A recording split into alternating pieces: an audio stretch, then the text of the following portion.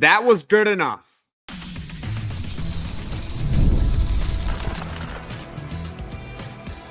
You are Locked On Syracuse, your daily podcast on the Syracuse Orange. Part of the Locked On Podcast Network, your team every day. Syracuse basketball gets a victory over Bucknell inside the Dome this afternoon, 75-63. And this is a post-game reaction podcast here on Locked On Syracuse. I'm Jackson Holzer, and thank you for making Locked On Syracuse your first listen of the day. We are free and available wherever you get your podcasts. And folks, the Orange, they were expected to win this afternoon, and they did exactly that. They were not perfect, but it was certainly good enough. On this episode, I'll give you guys a brief recap of the game. I'll give you guys the stars of the game, and then we'll talk about what's next for Syracuse basketball, which is ACC play from here on out. Hopefully, I mean, it's still very much a long shot. The Orange will play another out-of-conference game because that means they're in the NCAA or NIT Tournament. And I hope there is postseason basketball this season, even though it is unlikely as it stands right now. Before we get into everything, this episode is brought to you by FanDuel. The NFL playoffs are almost here, but it's not too late to get in on the regular season action with FanDuel because right now new customers can finish the season strong with $250 in bonus bets. If your first $5 bet wins, visit FanDuel.com to get started. So let's start off this podcast with a brief recap of this game. And there were two critical moments in the first and in the second half, respectively, that led the Orange to a 75-63 win over Bucknell. The Orange were favored in this game. For as bad as they have been this season, they are still over 100 spots higher in the net rankings than Bucknell. And this was one of those games where you cannot lose it. You can't lose. And you know what? They did show up this afternoon.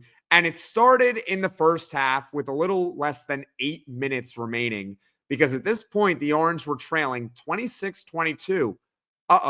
Here we go again, I thought, and probably many of you guys thought as well.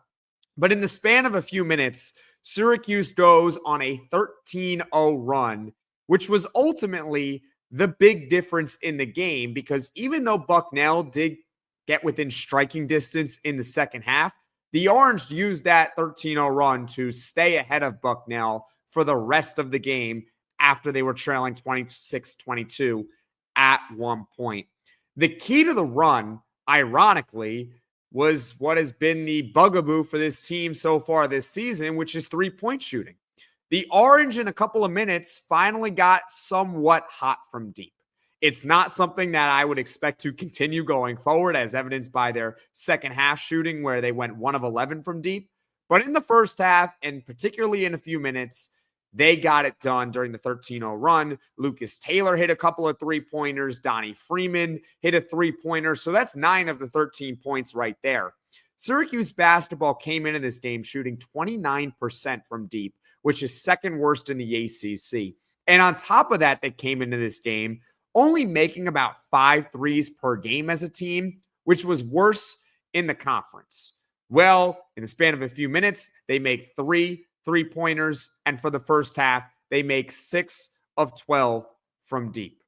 So finally, they showed a pulse from beyond the arc, but as I said, in the second half, they didn't really shoot the ball well, so I would not necessarily expect that trend to continue. But it just goes to show you that, hey, when you're making your three-point shots, all of a sudden the team just looks a little bit better, right? Don't you think? So hopefully they can continue to make them, but who knows, right? ACC play is next. And then in the second half, Bucknell got within 5 points at one point. And honestly, if they had more talent, they probably would have gone ahead of Syracuse. They got some good looks. The defense still was not great at times for the Orange. But Bucknell, I mean, they were bricking some three-pointers badly. I mean, open three-pointers and you're not hitting the rim is pretty disgusting. So overall, Syracuse basketball had the talent edge, but that's not our concern.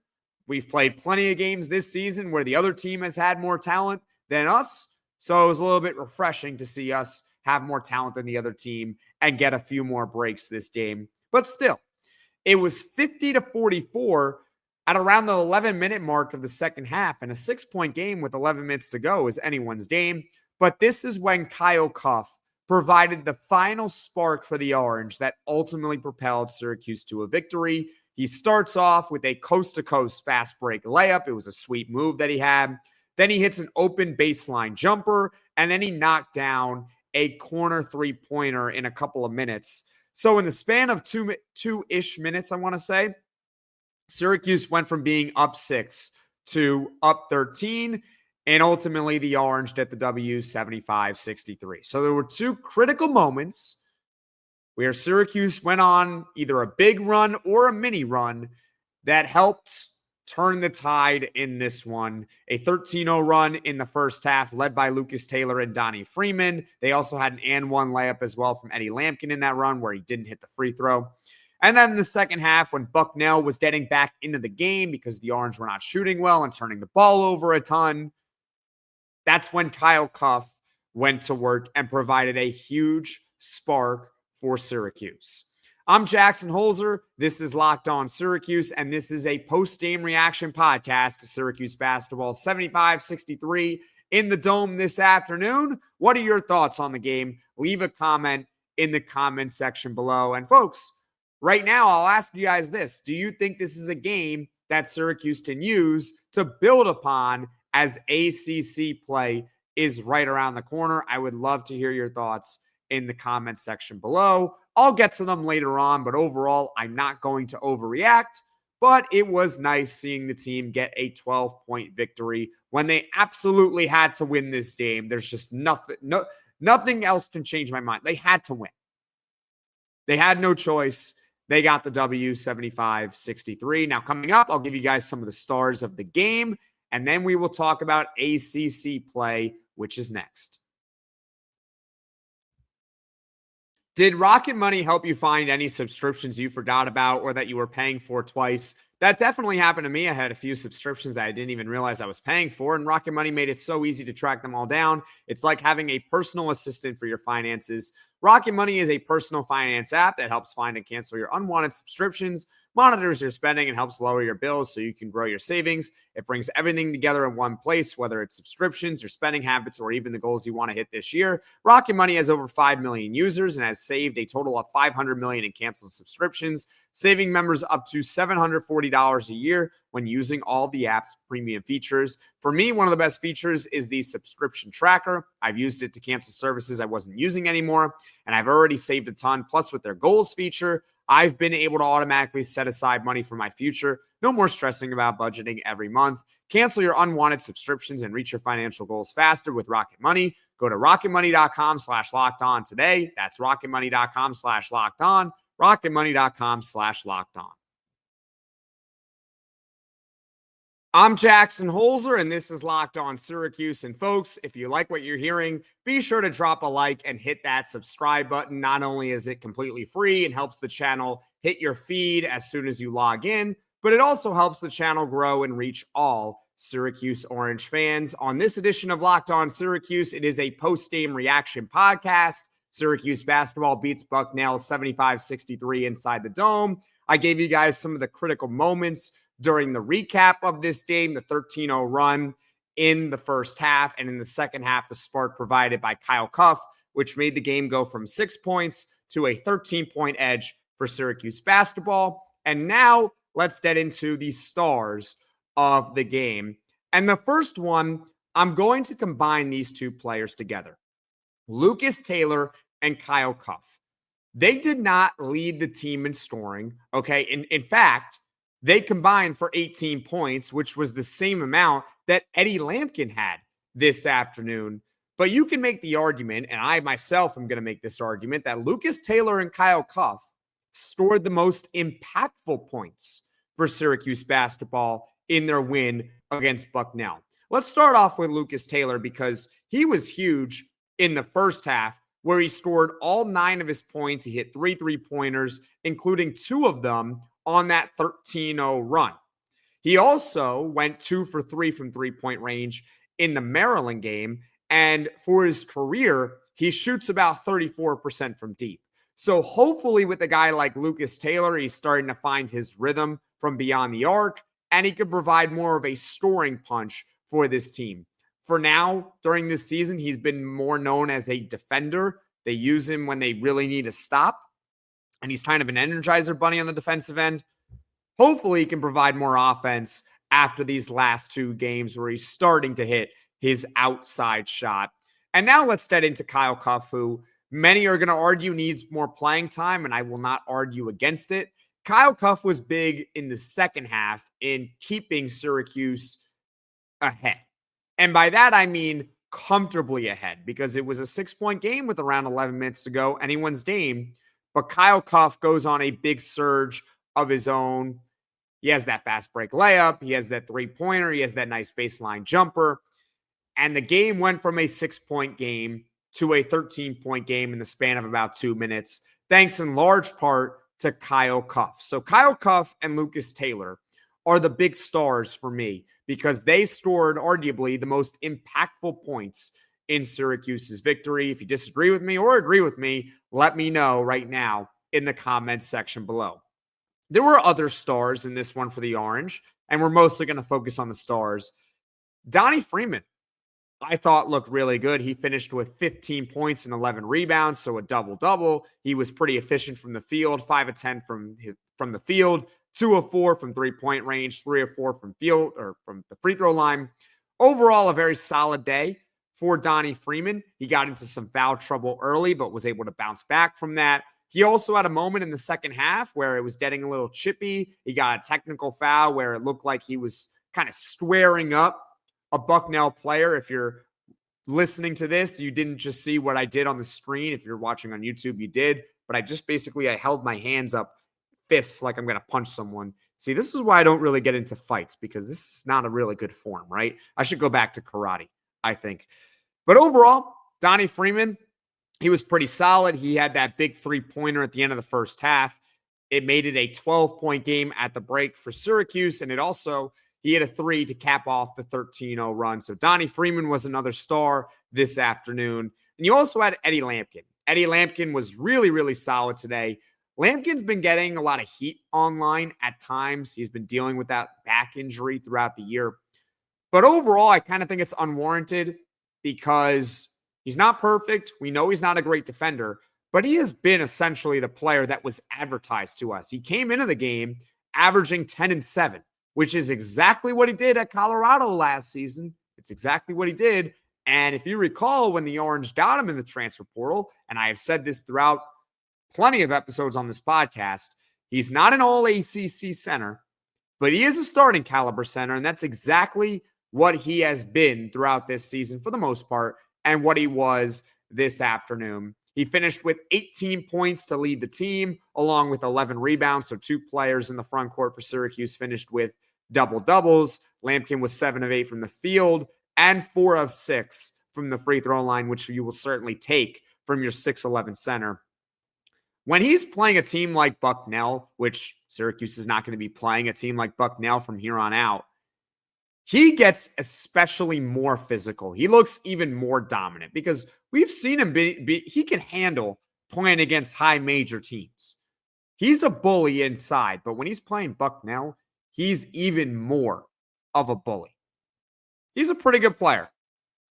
Bottom line, he's not great. It's not spectacular. He can be inconsistent, but he is solid. I also thought he was pretty solid defensively this afternoon. There were several moments in this game where he was altering Bucknell shots at the rim. And Eddie Lampkin is not known as being a good defender. So overall, Eddie Lampkin leading the team with 18 points and 11 rebounds. He was very solid this afternoon. So overall, I guess I gave 4 stars of the game, but I combined the first one together. Lucas Taylor and Kyle Cuffe for providing the most impactful points for the Orange. Donnie Freeman steady as ever with 15 and 11. And Eddie Lampkin being a beast down low, both offensively and defensively, with 18 points and 11 rebounds. Who are your stars of the game? Feel free to drop a comment in the comments section below. If you disagree with any of my stars, also feel free to let me know. Before I get to the next segment, I also want to shout out Jaquan Carlos, he was okay.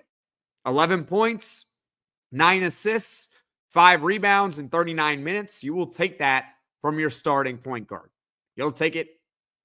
He obviously has had a pretty up and down season, to say the least, but he was a big factor in Syracuse's victory over Bucknell. So shout out to Jaquan Carlos. The Orange get a 75-63 win over Bucknell. I'm Jackson Holzer. This is Locked On Syracuse, and this is a post-game reaction podcast. I've given you guys a recap of the game. I've told you guys some of the stars of the game, the critical moments of the game, and now we look ahead to ACC play. That's coming up next on Locked On Syracuse. The NFL playoffs are almost here, but it's not too late to get in on the regular season action with FanDuel, America's #1 sportsbook, because right now new customers can finish the season strong with $250 in bonus bets if your first $5 bet wins. FanDuel has so many ways for you to pick up a W. I love betting on which players will score a touchdown and how many points each team will score. It's thrilling. And folks, last night, we could talk about Syracuse football for a second. They were 16.5-point favorites at one point at FanDuel. So if you bet Syracuse to cover 16.5, you just barely got it with a 17-point win. To get in on the action with Syracuse basketball going forward, of course, you can visit FanDuel. Just visit FanDuel.com to join today. That's FanDuel.com for your chance at $250 in bonus bets. Make every moment more with FanDuel, an official sportsbook partner of the NFL. It's time for ACC play for Syracuse basketball. You ready? You excited? Drop a comment in the comments section below. Syracuse basketball, after this win, is 6-6 overall. And before you comment that Jackson, ACC play already started, I am well aware of that. Earlier this month, Syracuse lost to Notre Dame on the road. I am aware. I know. But from here on out, Syracuse basketball is playing teams in the ACC unless there is postseason basketball beyond just the ACC tournament. I'm talking about the NCAA tournament or the NIT, both of which right now seem unlikely. But here, I guess, is the path for the Orange. And here are the goals for the Orange in ACC play, all right? The key, in my opinion, is to get into the top 9 in the league, because this allows Syracuse to get a bye or potentially a double bye in the ACC tournament. Now, look, top 4, super duper unlikely. Super duper unlikely. Like, it's just not going to happen, okay? They're not going to finish top 4 in the ACC, but can they finish top 9? Because if they finish top 9, they'll get one bye, which means they got to win 4 games in 4 days to make the NCAA tournament.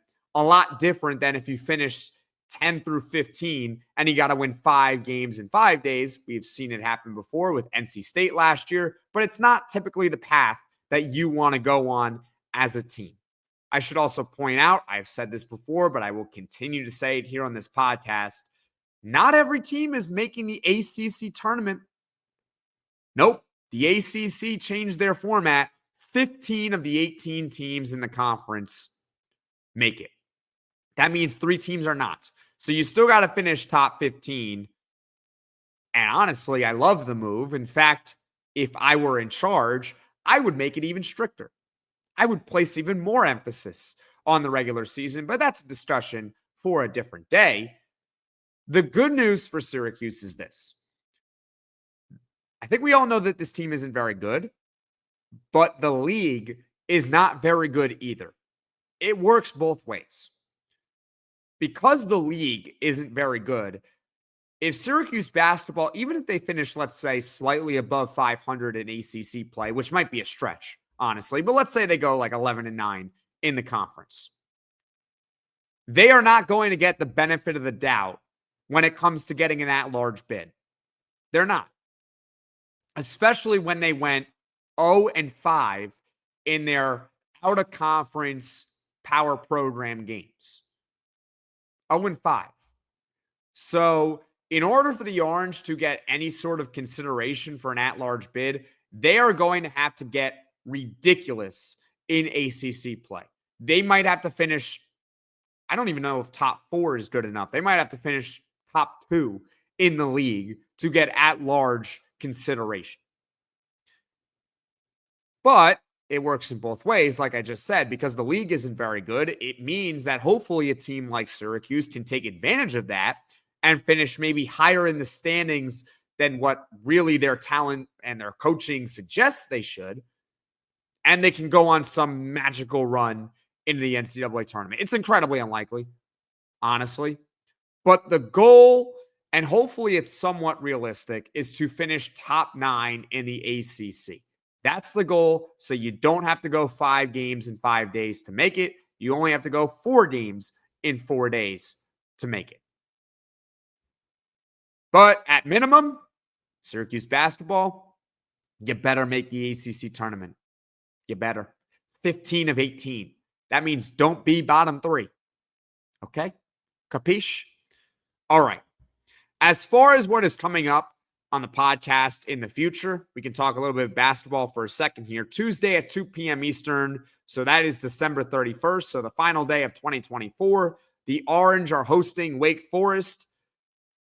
In the ACC, obviously, there will be a full post-game reaction podcast. I almost said the opener of the ACC for Syracuse, but again, they played Notre Dame. Just a weird schedule, Kirk. I don't make the schedule. I don't make the rules. But they are playing Wake Forest at 2 p.m. Eastern, and there will be a full post-game reaction podcast. Tomorrow, I'm not going to guarantee it, but there will probably be a full podcast, and it will be football-oriented. Center John Ray Reed announced that he is returning to college football. I assume that he means he's returning to Syracuse, and the reason why he is able to play in college another year is because of Diego Pavia's ruling in the NCAA, giving everyone who started their career in JUCO an extra year of eligibility, which means John Ray Reed is eligible to come back, and he said on Twitter that he is coming back to college.